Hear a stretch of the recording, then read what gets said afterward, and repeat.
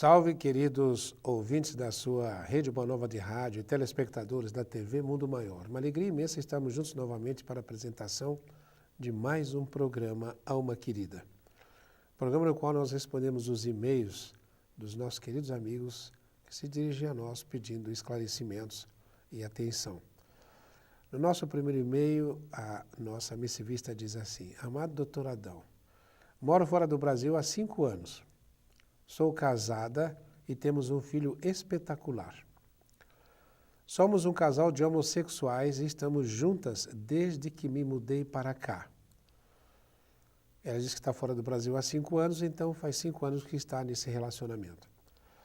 Morar longe dos meus familiares é, para mim, uma prova de que tenho conseguido segurar as pontas e o preconceito.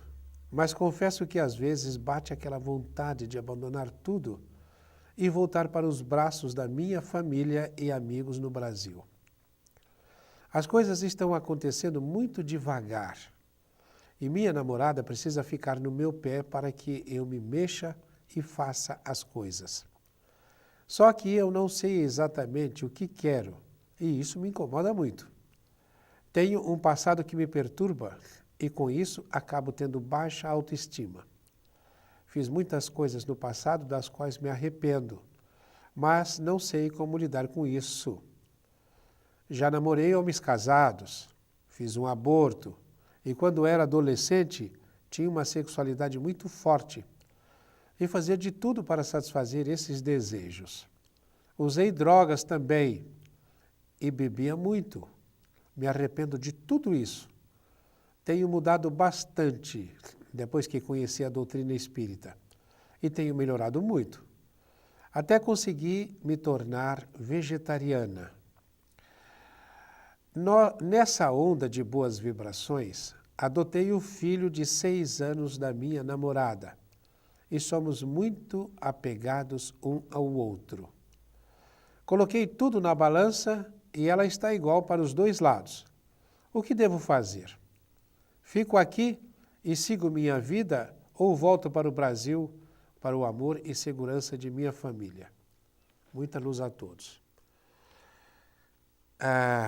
É uma mulher, não diz o nome, não tem o nome dela, mas eu queria dizer para ela o seguinte, né?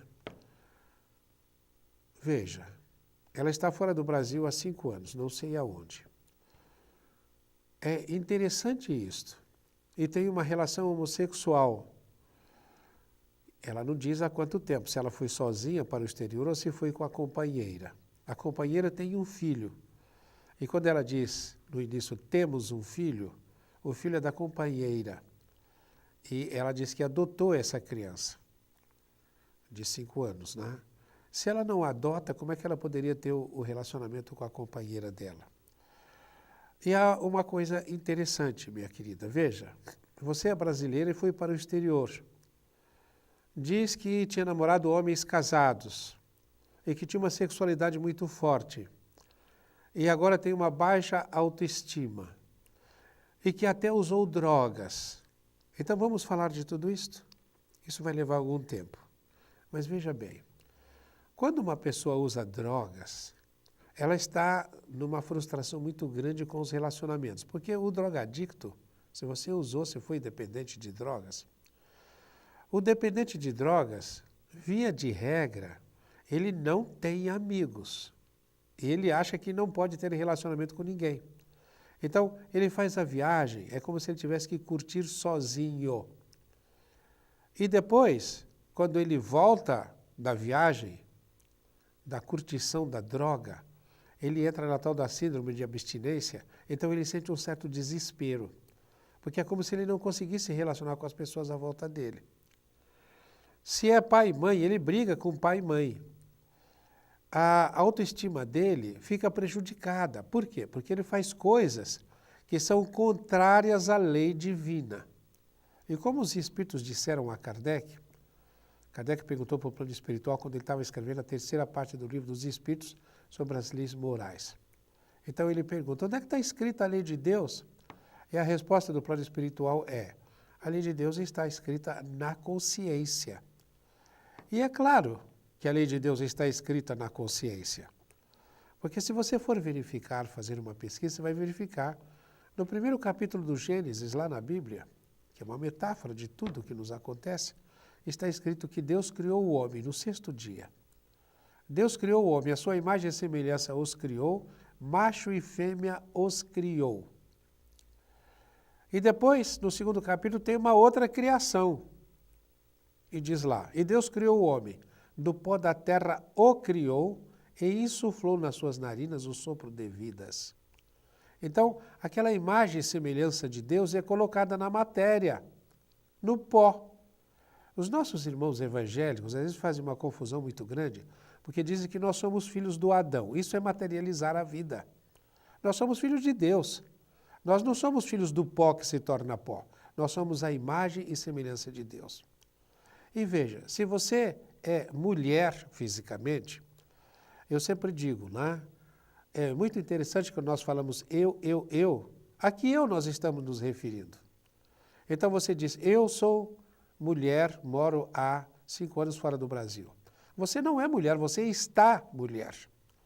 Alguém diz, eu sou homem. Não é, você está homem. Eu sou João, você está João. Como você já esteve, Gabriel, Antônio, Sebastião, Ana, Maria, Josefa, nós temos muitas encarnações. E quando você nasce num corpo masculino, materialmente você é homem, mas virtualmente a mulher está presente, o feminino está presente. Então, quando você nasce num corpo masculino, num corpo feminino, a própria natureza está pedindo uma submissão a isto. Eu não sou nem a favor nem contra, simplesmente compreendo a questão da homossexualidade. Então, uma tendência homossexual é diferente de homossexualismo. Como homossexualidade é uma coisa, homossexualismo é a prática do sexo com pessoas do mesmo sexo. Homossexualidade é a tendência. Então, o que acontece? Eu atendo muitos homossexuais e alguns deles fazem progressos extraordinários porque conseguem descobrir, né, que muitas vezes se impuseram nascer com uma tendência homossexual exatamente para tentar coibir abusos do passado. E veja o que você diz de você mesma. Eu tenho uma sexualidade muito forte e em vista disso eu fiz muitas bobagens quando era jovem, quando era mais jovem. Inclusive saí com homens casados, ou seja, não teve respeito pela relação do outro. Então, não foi submissa à lei dos homens. Então, como é que você poderia estar sendo submissa à lei de Deus que está na sua consciência? E há uma coisa muito interessante. Se você vem com uma tendência homossexual, muitas vezes é para você se inibir. E veja, você não se inibiu com os homens. Pelo contrário, teve relacionamentos inadequados. E depois o que acontece? Você encontra uma mulher e vai se relacionar com ela. Muito provavelmente você não passa de um homem do passado, reencarnado num corpo de mulher, mas que veio com um corpo de mulher e tem uma sexualidade muito intensa, mas era para você segurar. Era para isso que você estava encarnada nessa condição. Então você, materialmente era mulher, estava atualizada. Virtualmente é como tinha o homem, só que o homem virtual estava muito intenso e você não resistiu. E aí o que aconteceu? Você começou como mulher a viver como se fosse homem. Tanto é que as mulheres não têm essa sexualidade intensa que têm os homens. Uma barbaridade que foi feita no decorrer da história foi a conquista feminista que fez com que as mulheres começassem a copiar os homens. O masculino, a masculinidade, a virilidade não foi bem vivida no planeta até hoje, da mesma maneira que a feminilidade. Nem os homens viveram direito ser homem, nem as mulheres viveram direito ser mulher. Porque as mulheres sempre querendo ser homens, e os homens fazendo exigências e não se dando conta da exigência que tinha com eles. O homem, ele traz um desafio que é controlar o instinto. A mulher traz o desafio que é controlar o cálculo. As mulheres podem ser calculistas, os homens dificilmente. Você nunca viu a polícia cercando um matinho? Porque uma mulher agarrou um garotão e levou para o meio do mato para estuprá-lo. Homem faz isso. Por quê? A sexualidade masculina faz o homem até matar, se for o caso. Enlouquece, porque a necessidade sexual vem como se fosse um desconforto, o desejo sexual. Para a mulher, fica uma coisa diferente. Então, tanto é que até o Evangelho diz, né? Na Bíblia diz, né? Mulher, o teu corpo é para o teu marido. As antigas vovozinhas, mamães, diziam para as filhas que você tem que cumprir a sua obrigação. O que é cumprir a obrigação? Servir ao marido. Servir ao marido muitas vezes é fazer sexo sem ter desejo. Mas por que você vai servir ao marido? E por que o Paulo de Tarso haveria de dizer o teu corpo é para o teu marido? É exatamente por causa disso. Né? E quantos homens nós temos que orientar dizendo, olha, a sexualidade sua não é igual à da sua mulher, então você precisa ter mais cuidado, fazer mais carinho. A curva orgástica do homem sobe como se fosse a jato e desce como se tivesse levado um tombo. Da mulher sobe devagar e desce devagar. Então o sujeito está numa relação sexual, de repente ele termina, vira para o outro lado. As mulheres ficam malucas com isso. O desgraçado, né, se satisfez, virou para o outro lado. Aí eu brinco. Bom, se ele não virasse, ele seria homossexual, porque o homem transa de frente. Homossexual é que transa de costas. Então, aquece demais. Quando termina, ele precisa de se refrescar. Aí eu ensino para os homens, traz a mulher por perto, porque ela ainda está na curva descendente. Então, ela se sente abandonada. A sexualidade masculina e feminina não é a mesma coisa. Existem inúmeras diferenças. Houve um caso, eu não sei se eu vou conseguir responder todo o e-mail no programa só.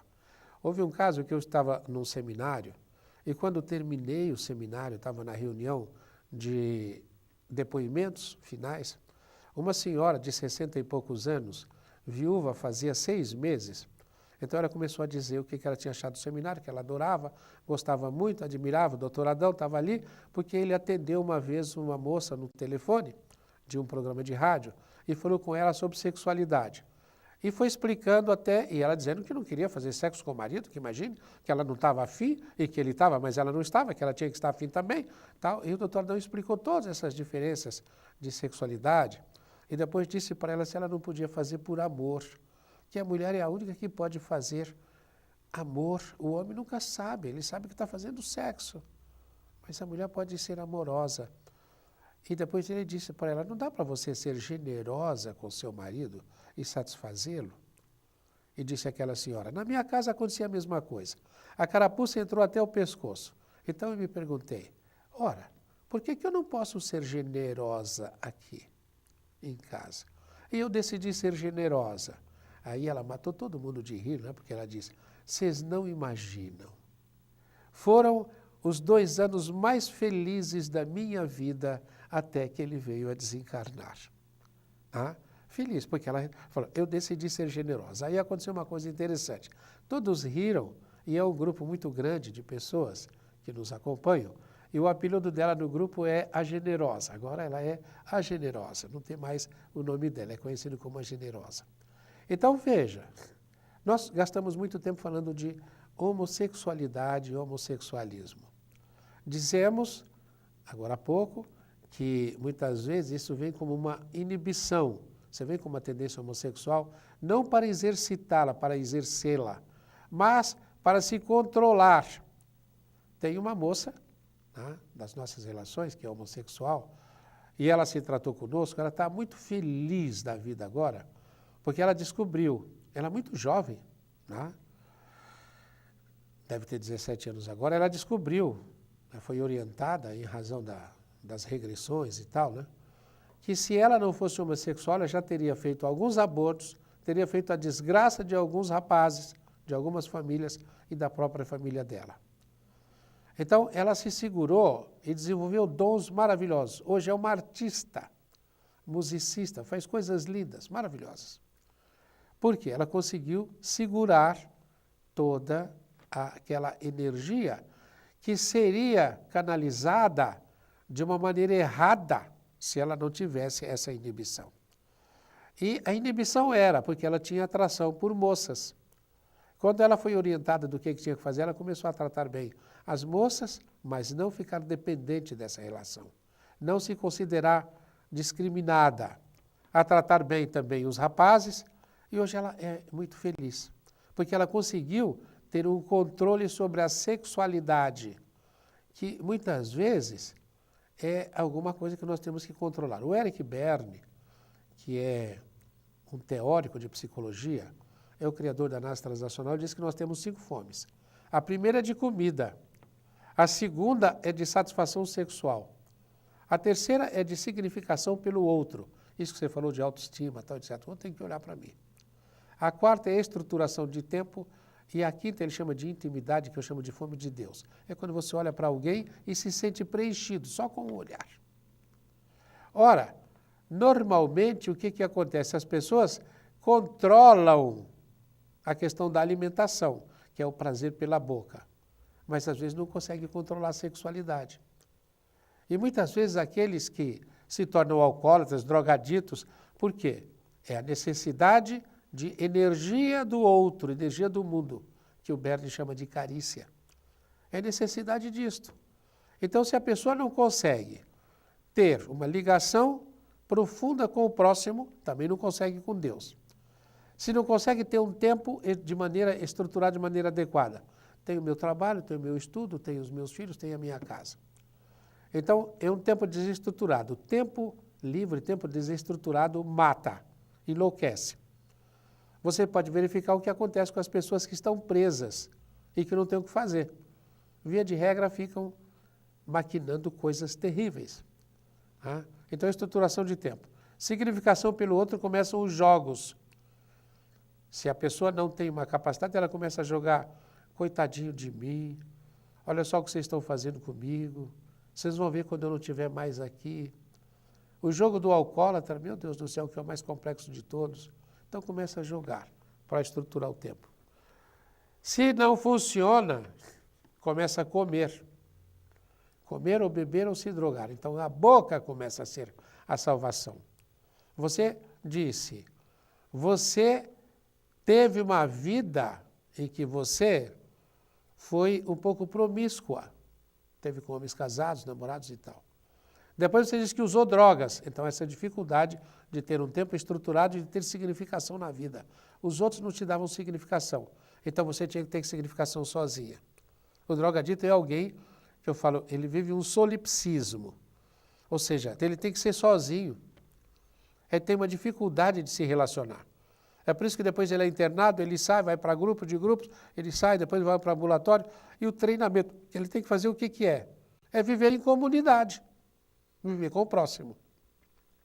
Aí, o que acontece em relação a isto? Tá?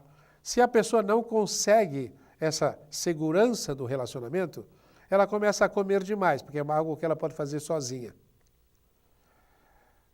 E ela não consegue também ter uma atividade sexual adequada, sob controle. Nós estamos aqui com o desafio de, como imagem e semelhança de Deus, colocado num corpo que é de pó e vai se tornar pó, fazermos o controle dos impulsos que a matéria nos dá. Ou seja, nós temos que ter o controle dos nossos impulsos. E ao ter o controle desses nossos impulsos, nós vamos fazendo o quê? Nós vamos magnificando a luz divina que existe em nós e muitas vezes magnificando a luz divina daqueles que estão à nossa volta. Essa matéria é bastante extensa, nós vamos voltar depois do intervalo, ainda para falar do e-mail desta irmã, para continuarmos com essas orientações. Já já nós voltamos, é um pequeno intervalo, nós já voltamos.